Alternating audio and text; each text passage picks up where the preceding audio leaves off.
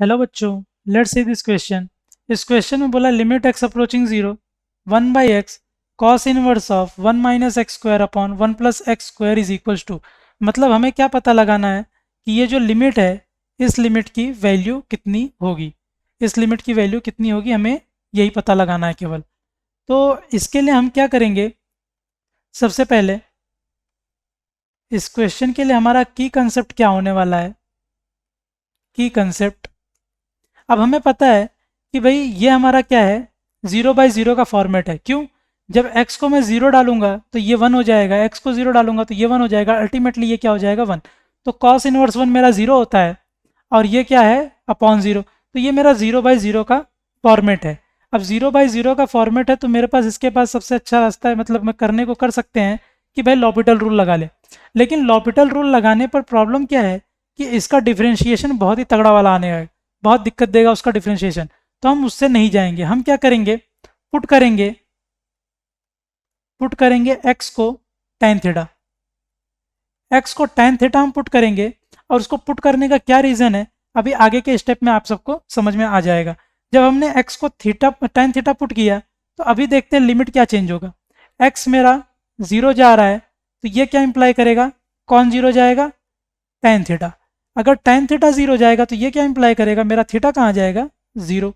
तो मतलब x मेरा 0 जा रहा है वो इंप्लाई कर रहा है कि मेरा थीटा कहाँ चला जाएगा 0 को। तो जब मेरा थीटा 0 को जाएगा तो मुझे क्या पता है कि जो मेरा limit x approaching 0, limit x approaching 0 1/x cos inverse of 1 - x² upon 1 + x², ये किसके इक्वल हो जाएगा अब, लिमिट थीटा अप्रोचिंग 0।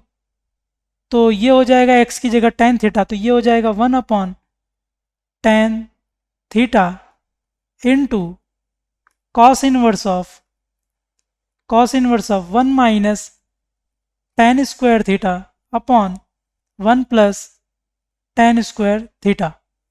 अब हमें पता क्या है, हमें क्या पता है कि limit theta approaching 0 1 upon tan theta, ये वैसे का वैसा ही रहने का, ये सेम टू सेम ऐसे ही रहेगा।